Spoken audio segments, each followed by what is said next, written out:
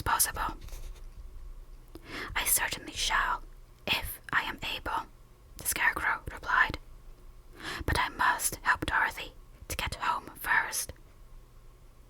As Dorothy bade the good-natured guardian a last farewell, she said, I have been very kindly treated in your lovely city, and everyone has been good to me. I cannot tell you how grateful I am. Don't try, my dear, he answered. We should like to keep you with us. But if it is your wish to return to Kansas, I hope you will find a way. He then opened the gate of the outer wall, and they walked forth and started upon their journey. The sun shone brightly as our friends turned their faces towards the land of the south. They were all in the best of spirits, and laughed and chatted together. Dorothy was once more filled with the hope of getting home, and the Scarecrow and the Tin Woodman were glad to be of use to her. As for the Lion, he sniffed the fresh air with delight, and whisked his tail from side to side in pure joy at being in the country again, while Toto ran around them and chased the moths and butterflies, barking merrily all the time. City life does not agree with me at all, remarked the Lion, as they walked along at a brisk pace. I have lost much flesh since I lived there, and now I am anxious for a chance to show the other beasts how courageous I have grown. They now turned and took a last look at the Emerald City. All they could see was a mass of towers and steeples behind the green walls, and high up above everything, the spires and dome of the Palace of Oz. Oz was not such a bad wizard, after all, said the Tin Woodman, as he felt his heart rattling around in his breast. He knew how to give me brains, and very good brains too, said the Scarecrow. If Oz had taken a dose of the same courage he gave me, added the Lion, he would have been a brave man. Dorothy said nothing. Oz had not kept the promise he made her, but he had done his best, so she forgave him. As he said, he was a good man, even if he was a bad wizard. The first day's journey was through the green fields and bright flowers that stretched about the Emerald City on every side. They slept that night on the grass with nothing but the stars above them, and they rested very well indeed. In the morning, they travelled on until they came to a thick wood. There was no way of going around it, for it seemed to extend to the right and left as far as they could see, and, besides, they did not dare change the direction of their journey for fear of getting lost. So they looked for the place where it would be easiest to get them into the forest. The Scarecrow, who was in the lead, finally discovered a big tree with such wide spreading branches that there was room for the party to pass underneath. So he walked forward to the tree. But just as he came under the first branches, they bent down and twined around him, and the next minute he was raised from the ground and flung headlong among his fellow travellers.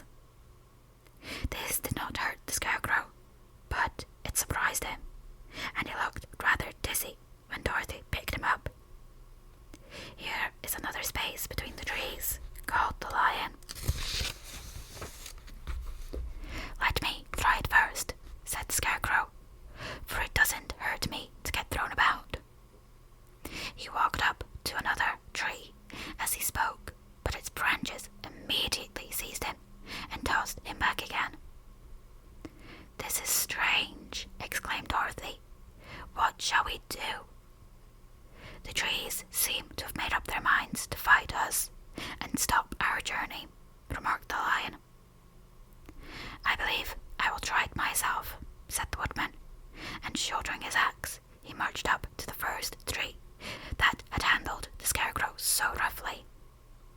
When a big branch bent down to seize him, the woodman chopped at it so fiercely that he cut it in two. At once, the tree began shaking all its branches as if in pain, and the Tin Woodman passed safely under it. "Come on," he shouted to the others. "Be quick." They all ran forward and passed under the tree without injury, except Toto, who was caught by a small branch and shaken until he howled. But the woodman promptly chopped off the branch and set the little dog free. The other trees of the forest did nothing to keep them back, so they made up their minds that only the first row of trees could bend down their branches, and that probably these were the policemen of the forest, and given this wonderful power in order to keep strangers out of it. The four travellers walked with ease through the trees until they came to the farther edge of the wood. Then, to their surprise, they found before them a high wall, which seemed to be made of white china. It was smooth, like the surface of a dish, and higher than their heads. "What shall we do now?" asked Dorothy. "I will make a ladder," said the Tin Woodman, "for we certainly must climb over the wall." Chapter 20. The Dainty China Country. While the woodman was making a ladder from wood, which he found in the forest, Dorothy lay down and slept, for she was tired by the long walk. The lion also curled himself up to sleep, and Toto lay beside him. The scarecrow watched the woodman while he worked, and said to him, "I cannot think why this wall is here, nor what it is made of." "Rest your brains, and do not worry about the wall," replied the woodman. When we have climbed over it, we shall know what is on the other side." After a time, the ladder was finished. It looked clumsy, but the Tin Woodman was sure it was strong and would answer their purpose. The scarecrow waked Dorothy and the lion and Toto and told them that the ladder was ready. The scarecrow climbed up the ladder first, but he was so awkward that Dorothy had to follow close behind and keep him from falling off. When he got his head over the top of the wall, the scarecrow said, "Oh my!" "Go on!" exclaimed Dorothy. So the scarecrow climbed farther up and sat down on top of the wall, and Dorothy put her head over and cried, "Oh my!" just as the scarecrow had done. Then Toto came up and immediately began to bark, but Dorothy made him be still. The lion climbed the ladder next, and the Tin Woodman came last, but both of them cried, "Oh my!" as soon as they looked over the wall. When they were all sitting in a row on the top of the wall, they looked down and saw a strange sight. Before them was a great stretch of country, having a floor as smooth and shining and white as the bottom of a big bladder. Scattered around were many houses made entirely of china and painted in the brightest colours. These houses were quite small, the biggest of them reaching only as high as Dorothy's waist. There were also pretty little barns with china fences around them, and many cows and sheep and horses and pigs and chickens, all made of china, were standing about in groups. But the strangest of all were the people who lived in this queer country. There were milkmaids and shepherdesses with bright-coloured bodices and golden spots all over their gowns, and princesses with most gorgeous frocks of silver and gold and purple, and shepherds dressed in knee breeches with pink and yellow and blue stripes nails on their shoes, and princes with jeweled crowns upon their heads, wearing ermine robes and satin doublets, and funny clowns in ruffled gowns with round red spots upon their cheeks and tall pointed caps. And, strangest of all, these people were all made of china, even to their clothes, and were so small that the tallest of them was no higher than Dorothy's knee. No one did so much as look at the travellers at first, except one little purple china dog with an extra large head, which came to the wall and barked at them in a tiny voice, afterwards running away again. "How shall we get down?" asked Dorothy. They found the ladder so heavy they could not pull it up, so the Scarecrow fell off the wall, and the others jumped down upon him, so that the hard floor would not hurt their feet. Of course, they took pains not to light on his head and get the pins in their feet. When all were safely down, they picked up the Scarecrow, whose body was quite flattened out, and patted his straw into shape again. "We must cross this strange place in order to get to the other side," said Dorothy, "for it would be unwise for us to go any other way except due south." They began walking through the country of the China people, and the first thing they came to was a China milkmaid milking a China cow. As they drew near, the cow suddenly gave a kick and kicked over the stool, the pail, and even the milkmaid herself, all falling on the china ground with a great clatter. Dorothy was shocked to see that the cow had broken her leg off, and that the pail was lying in several small pieces, while the poor milkmaid had a nick in her left elbow. "There!" cried the milkmaid angrily. "See what you have done! My cow has broken her leg, and I must take her to the mender's shop and have it glued on again. What do you mean by coming here and frightening my cow?" "I'm very sorry," returned Dorothy. "Please forgive us." But the pretty milkmaid was much too vexed to make any answer. She picked up the leg sulkily and led her cow away, the poor animal limping on 3 legs. As she left them, the milkmaid cast many reproachful glances over her shoulder at the clumsy strangers, holding her nicked elbow close to her side. Dorothy was quite grieved at this mishap. "We must be very careful here," said the kind-hearted woodman, "or we may hurt these pretty little people, so they will never get over it." A little farther on, Dorothy met a most beautifully dressed young princess, who stopped short as she saw the strangers and started to run away. Dorothy wanted to see more of the princess, so she ran after her, but the China girl cried out, "Don't chase me! Don't chase me!" She had such a frightened little voice that Dorothy stopped and said, "Why not?" "Because," answered the princess, also stopping a safe distance away, "if I run, I may fall down and break myself." "But could you not be mended?" asked the girl. "Oh yes, but one is never so pretty after being mended, you know," replied the princess. "I suppose not," said Dorothy.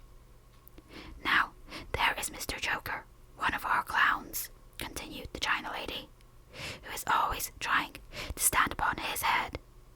He has broken himself so often that he is mended in 100 places, and doesn't look at all pretty.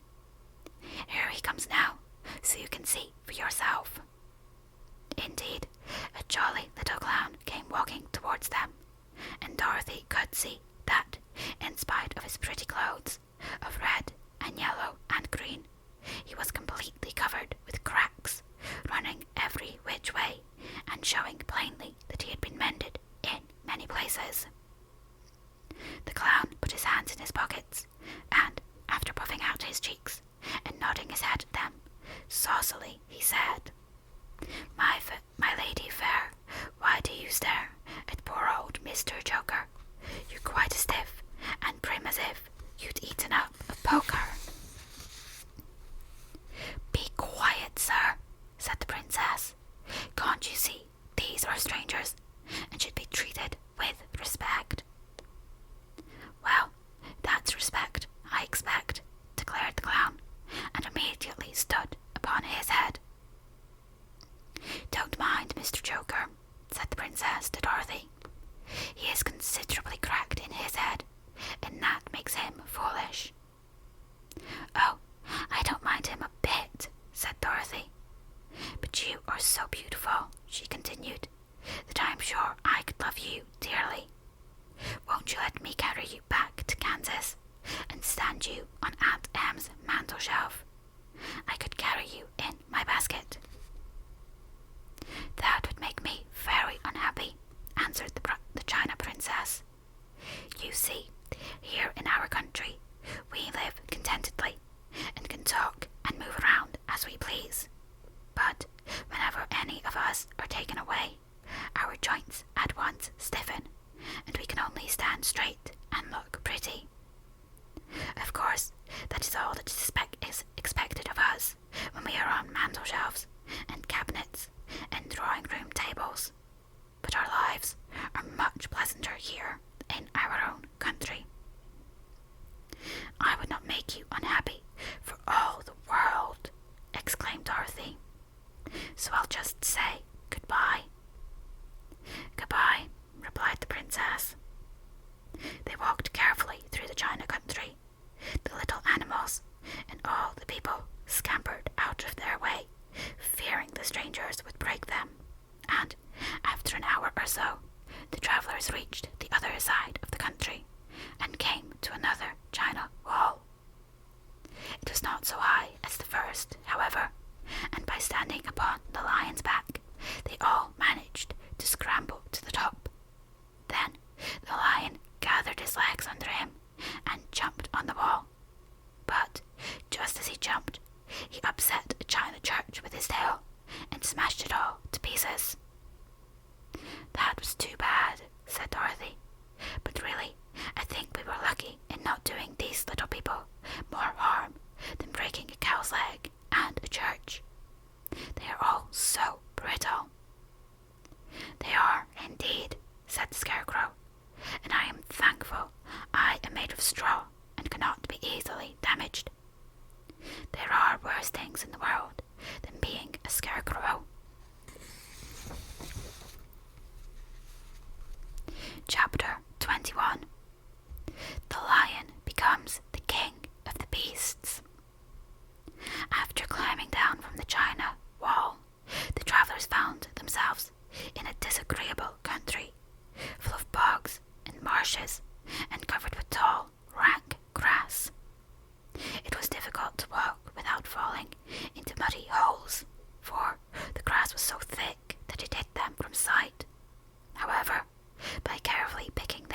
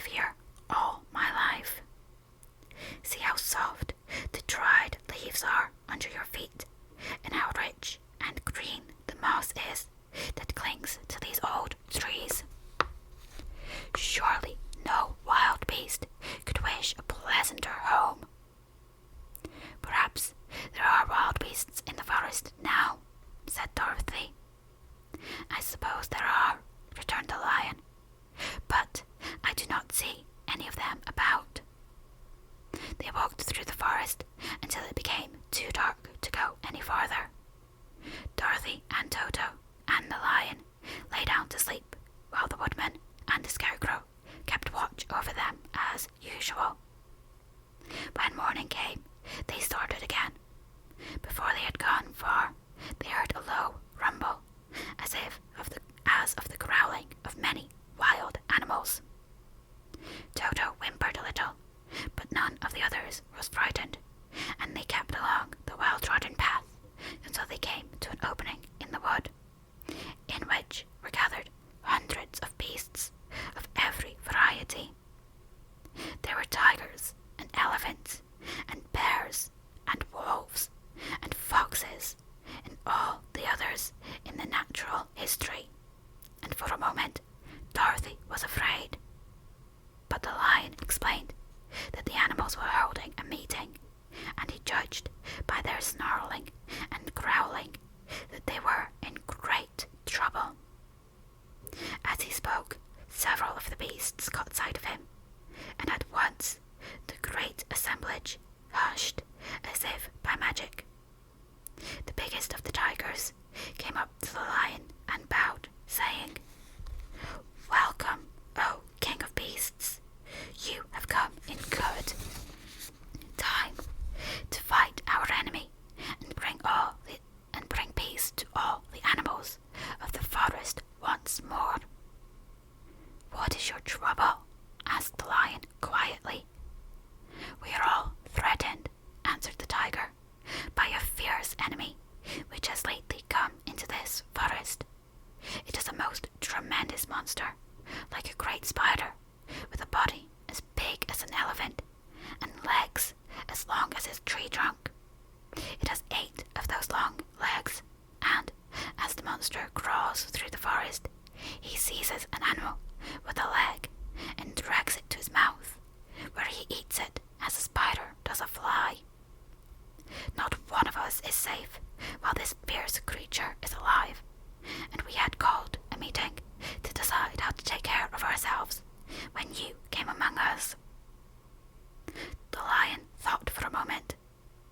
"Are there any other lions in this forest?" he asked. "No, there were some, but the monster has eaten them all, and besides, they were none of them nearly so large and brave as you." "If I put an end to your enemy, will you bow down to me and obey me as king of the forest?" inquired the lion. "We will do it gladly," returned the tiger, and all the other beasts roared with a mighty roar, "We will." "Where is this great spider of yours now?" asked the lion. "Yonder, among the oak trees," said the tiger, pointing with his forefoot. "Take good care of these friends of mine," said the lion, "and I will go at once to fight the monster." He bade his comrades goodbye and marched proudly away to do battle with the enemy. The great spider was lying asleep when the lion found him, and it looked so ugly that its foe turned up his nose in disgust. Its legs were quite as long as the tiger had said, and its body covered with coarse black hair. It had a great mouth with a row of sharp teeth a foot long, but its head was joined to the pudgy body by a neck as slender as a wasp's waist.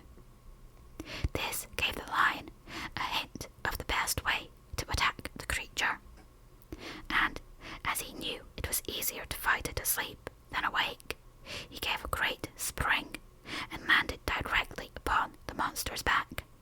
Then, with one blow of his heavy paw, all armed with sharp claws, he knocked the spider's head from its body. Jumping down, he watched it until the long legs stopped wiggling, when he knew it was quite dead. The lion went back to the opening where the beasts of the forest were waiting for him, and said proudly, "You needn't fear your enemy no longer." Then the beasts bowed down to the lion as their king, and he promised to come back and rule over them as soon as Dorothy was safely on her way to Kansas. Chapter 22. The Country of the Quadlings. The four travellers passed through the rest of the forest in safety, and when they came out from its gloom, saw before them a steep hill, covered from top to bottom with great pieces of rock. "That will be a hard climb," said the Scarecrow, "but we must get over the hill, nevertheless." So he led the way, and the others followed. They had nearly reached the first rock when they heard a rough voice cry out, "Keep back!" "Who are you?" asked the Scarecrow. Then a head showed itself over the rock, and the same voice said, "This hill belongs to us, and we don't allow anyone to cross it." "But we must cross it," said the Scarecrow. "We're going to the country of the Quadlings." "But you shall not," replied the voice, and there stepped from behind the rock the strangest man the travellers had ever seen. He was quite short and stout, and had a big head, which was flat at the top and supported by a thick neck full of wrinkles. But he had no arms at all, and, seeing this, the Scarecrow did not fear that so helpless a creature could prevent them from climbing the hill. So he said, "I'm sorry not to do as you wish, but we must pass over your hill, whether you like it or not." And he walked boldly forward. As quick as lightning, the man's head shot forward, and his neck stretched out until the top of the head, where it was flat, struck the Scarecrow in the middle and sent him tumbling over and over down the hill. Almost as quickly as it came, the head went back to the body, and the man laughed harshly as he said, "It isn't as easy as you think." A chorus of boisterous laughter came from the other rocks, and Dorothy saw hundreds of the armless hammerheads upon the hillside, one behind every rock. The lion became quite angry at the laughter caused by the Scarecrow's mishap, and, giving a loud roar that echoed like thunder, he dashed up the hill. Again, a head shot swiftly out, and the great lion went rolling down the hill as if he had been struck by a cannonball. Dorothy ran down and helped the Scarecrow to his feet, and the lion came up to her, feeling rather bruised and sore, and said, "It is useless to fight people with shooting heads. No one can withstand them." "What can we do then?" she asked. "Call the winged monkeys," suggested the Tin Woodman. "You still have the right to command them once more." "Very well," she answered, and, putting on the golden cap, she uttered the magic words. The monkeys were as prompt as ever, and in a few moments the entire band stood before them. "What are your commands?" inquired the king of the monkeys, bowing low. "Carry us over the hill to the country of the Quadlings," answered the girl.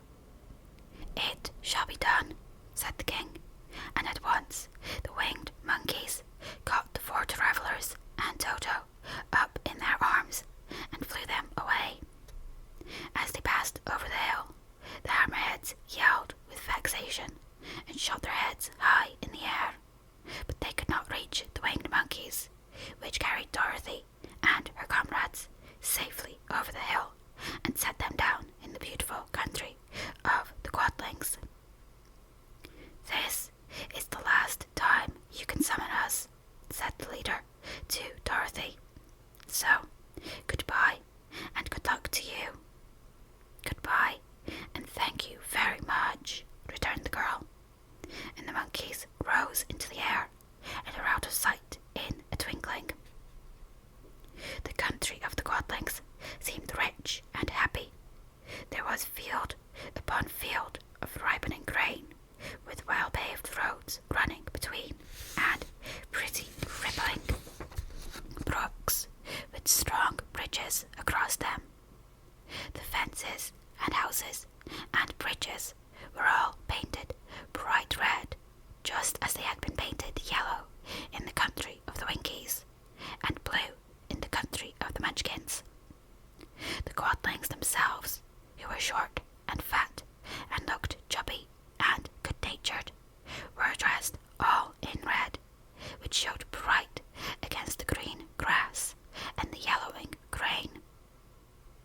The monkeys had set them down near a farmhouse, and the four travellers walked up to it and knocked at the door.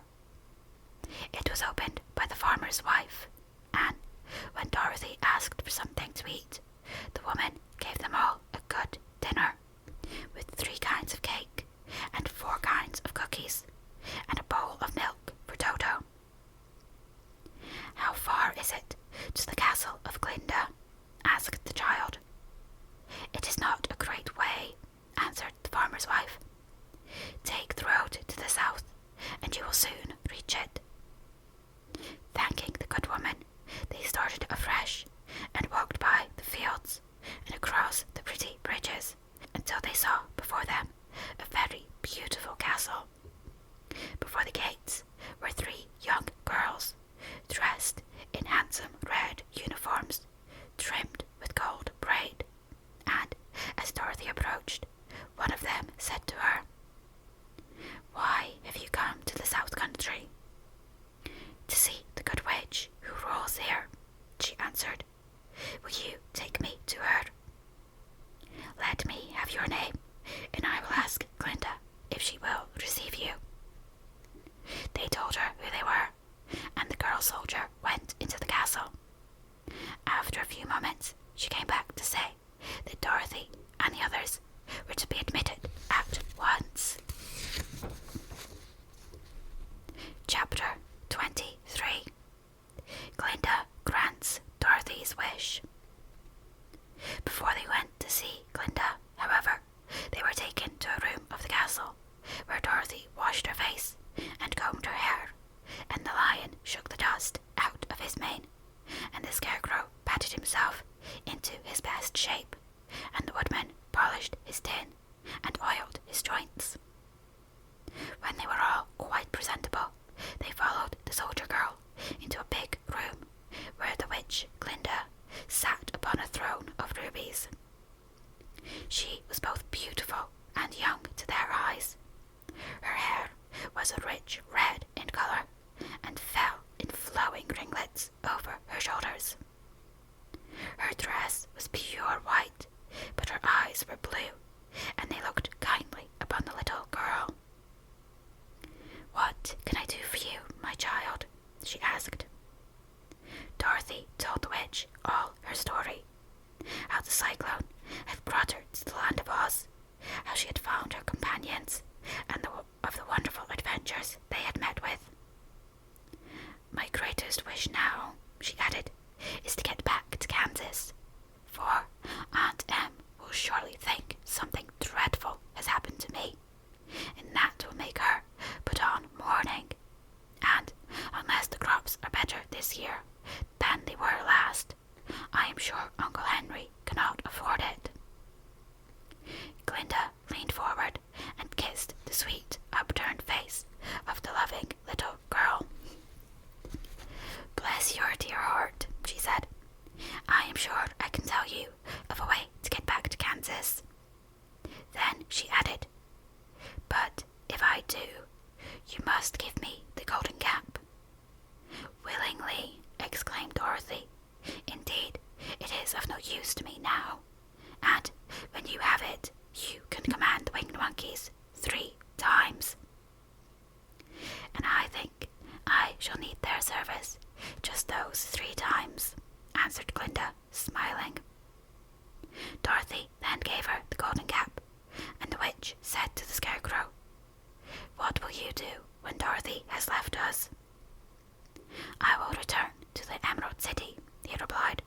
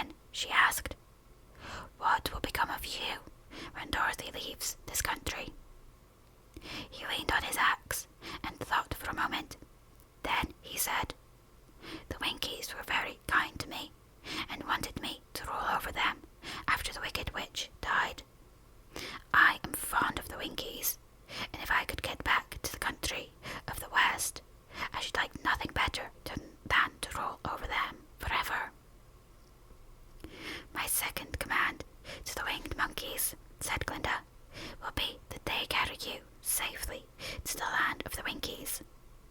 Your brain may not be so large to look at as those of the Scarecrow, but you are really brighter than he is when you are well polished, and I am sure you will rule the Winkies wisely and well. Then the witch looked at the big, shaggy lion and asked, when Dorothy has returned to her home, what will become of you? Over the hill of the Hammerheads, he answered, lies a grand old forest, and all the beasts that live there have made me their king. If I could only get back to this forest, I would pass my life very happily there. My third command to the winged monkeys, said Glinda, shall be to carry you to your forest. Then, having used up the powers of the golden cap, I shall give it to the king of the monkeys, that he and his band may thereafter be free for evermore. The Scarecrow and the Tin Woodman and the Lion now thanked the Good Witch earnestly for her kindness, and Dorothy exclaimed, you are certainly as good as you are beautiful, but you have not yet told me how to get back to Kansas. Your silver shoes will carry you over the desert, replied Glinda. If you had known their power, you could have gone back to your Aunt Em the very first day you came to this country. But then I should not have had my wonderful brains, cried the Scarecrow. I might have passed my whole life in the farmer's cornfield. And I should not have had my lovely heart, said the Tin Woodman. I might have stood and rested in the forest till the end of the world. And I should have lived a coward forever, declared the Lion, and no beast in all the forest would have had a good word to say to me. This is all true, said Dorothy, and I am glad I was of use to these good friends. But now that each of them has had what he most desired, and each is happy in having a kingdom to rule besides, I think I should like to go back to Kansas. The Silver Shoes, said the Good Witch, have wonderful powers, and one of the most curious things about them is that they can carry you to any place in the world in 3 steps, and each step will be made in the wink of an eye. All you have to do is to knock the heels together 3 times and command the shoes to carry you wherever you wish to go. If that is so, said the child joyfully, I will ask them to carry me back to Kansas at once. She threw her arms round the lion's neck and kissed him, patting his big head tenderly. Then she kissed the Tin Woodman, who was weeping in a way most dangerous to his joints. But she hugged the soft, stuffed body of the Scarecrow instead of kissing his painted face, and found she was crying herself at this sorrowful parting from her loving comrades. Glinda the Good stepped down from her ruby throne to give the little girl a goodbye kiss, and Dorothy thanked her for all the kindness she had shown to her friends and herself. Dorothy now took Toto up solemnly in her arms, and, having said one last goodbye, she clapped the heels of her shoes together 3 times, saying, "Take me home to Aunt Em." Instantly she was whirling through the air so swiftly that all she could see or feel was the wind whistling past her ears. The Silver Shoes took but 3 steps, and then she stopped so suddenly that she rolled over upon the grass several times before she knew where she was. At length, however, she sat up and looked about her. "Good gracious!" she cried, for she was sitting on the broad Kansas priory, and just before her was the new farmhouse Uncle Henry built after the cyclone had carried away the old one. Uncle Henry was milking the